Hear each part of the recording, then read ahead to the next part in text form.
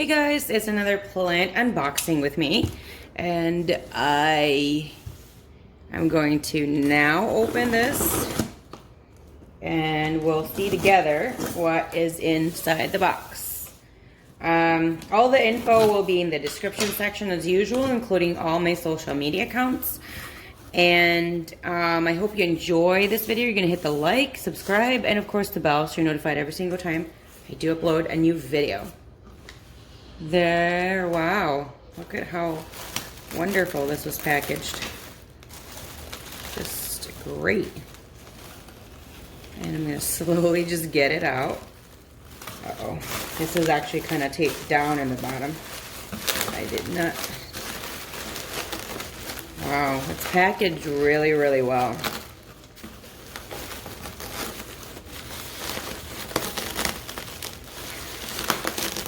Oh dear. And here it is.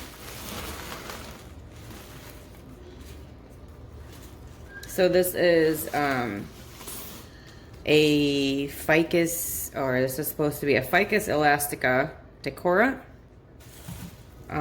She's a lot. I mean, she's tall, but I didn't think it would just be like one, but that's okay. So this is what she looks like right now. And just beautiful, right? So what I'm gonna do with this one is I'm going to transplant her. But first I'm gonna look what's in here. And it looks like there is some type of medium. And I always say medium because you never know what they use. It could be cocoa, it could be their own mixture of soil, and that can be a few different things. It could not be 100% soil, it could be perlite. Like this looks like it got perlite in it. That's why I always say that. So this is what she is. I will probably loosen this up as much as I can, and then I'm going to transplant that. Actually, I'm just going to do that with you guys. So, or I guess not, because this can actually take a little while. So I will just do this right now actually to kind of loosen it up a little bit. And sometimes I do give them like a little time to kind of sit there a little bit before I do put them in a pot. But not very long though, but it will be a little bit long for you guys to just watch. So what I usually do is I just do this. I just slowly loosen it, and I'm going to show it because there's so many people out there that always get worried when they transplant. And give me a second. I have this paintbrush. We actually got this when we were painting our house when we first moved in. So this is a few years old. It doesn't really matter the kind of brush I use. You just need something that is super skinny. Some people use chopsticks to do it. I like this because I already have it. I don't need to buy chopsticks, but if you do have chopsticks already in hand, it's free, and that's great too. But this one, what I do after I use it, I just wash it off and dry it and put it away for the next time that I need to use it. For this one, because if you can see, the roots are really fine. You want to be as gentle as possible. You want to do as less damage to the roots, because when they do travel, they do have like a transplanting shock, or just shock itself, and then you transplant them, that's another shock. So they go through a lot. So you want to do as minimal damage as you possibly can at this point on. And you want them to get acclimated and just thrive in their new home and just get bigger and happy, and that's it. So as much as possible, I loosen it up just like that. If you can see that. So like I said, this can be a while. So anyway, this is my new baby Ficus Elastica Decora, and she is very, very pink. She got like this massive leaf right here, and it kind of looks like right here is a little bit, oh, I thought it was burned, but no, that's just, that is just a little shade of pink. And so basically a lot of people have different names for the Ficus Elastica Variegata. There's Decora, there's Belize, there is Ruby Pink, there is Tineki, there's Strawberry and Cream, or Strawberries and Cream. This one has some damage yet again here. I'll show you. It's a little burnt. This one is burnt as well. So this was placed too close to a light source that this couldn't handle. I would not recommend any kind of Ficus Elastica variegated or variegata to be next to a south facing window because of the midday sun. Variegated leaves will really pop when they do get a lot of light, which would be not too intense like a southern window. A southern window would be too much for them. If you have a west facing window, they will be okay close to it. They will be okay next to it. If you have an east facing window, even my Tineki actually thrive in the east facing window. But if you do see them burn a little bit, I would just suggest move them 1 to 2 feet away and see if that works out. If it not, move them another foot away. For this one, I'm probably going to put her, actually, I'm not sure where I'm going to put her just yet. But if you do put a variegated plant, like this one has some pink in it, so it's not as sensitive as a Tineki or a cream or a white colored variegation. The difference is that this can withstand a little bit more harsher in light. Like a Tineki is going to burn next to a west facing window.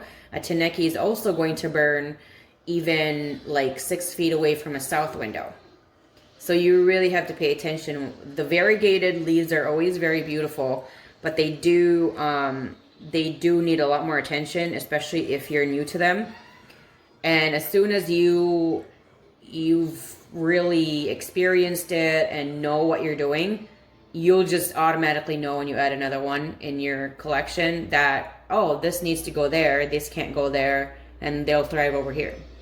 So that's just from what I know, from reading, research, and actually experimenting with my plants, which really helps the best is experience for me, because everybody's home is different. Everybody's lighting can tend to be different. I do not have any obstruction in front of any of my windows. There are no trees. I don't have a sheer curtain. I don't have anything blocking in my windows, so it is just pure light and a window, which that can actually be magnifying the intensity of it. That's why it can burn plants, because the window actually can act like a magnifying glass, and certain leaves just can't tolerate it. So you just got to watch. Some plants are more sensitive than others. There are some plants that will react within 24 hours, and some plants will react within a month. But yeah, burning usually looks like this right there. That's definitely due to light, or a little bit more intense light than they can handle. So I would really just watch for that. I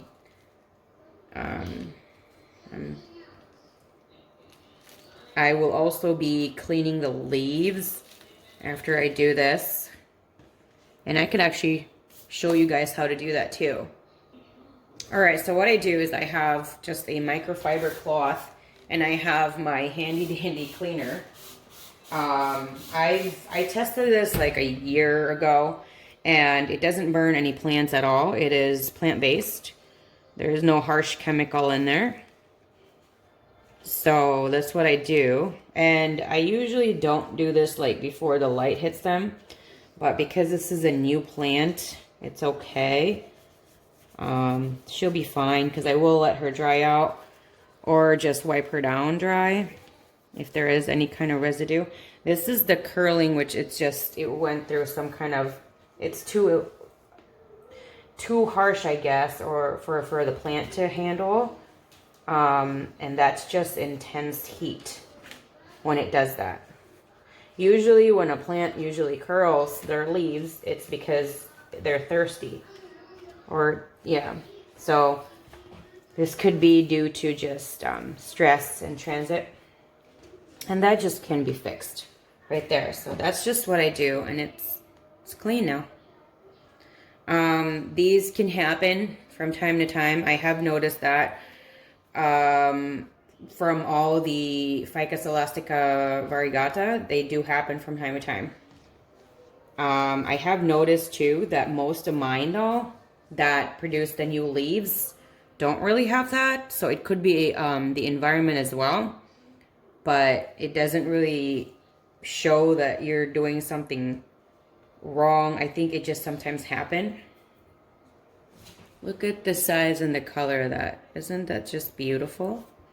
And right here, she definitely does have a different shade of pink versus the ruby pink and the Belize that I do have. It's just so beautiful. And you know, this would really benefit me in the darker months and darker weeks and the darker days because of the pop of color. So I really, really like this one. It's beautiful. All right, guys, if you guys have any questions, comments, any advice, suggestions, anything that I didn't really mention or it's not in the description section, let me know down in the comment section. I love hearing from you guys all the time. Also, everything that I use when I'm going to transplant this, what I use to water, will be down in the description section as well, including what I do use to clean my leaves. Everything is going to be down there for convenience, so do check that out. Anything else, you can just put it in the comment section. I love hearing from you guys. Thank you so much, and I'll see you guys again next time. Bye.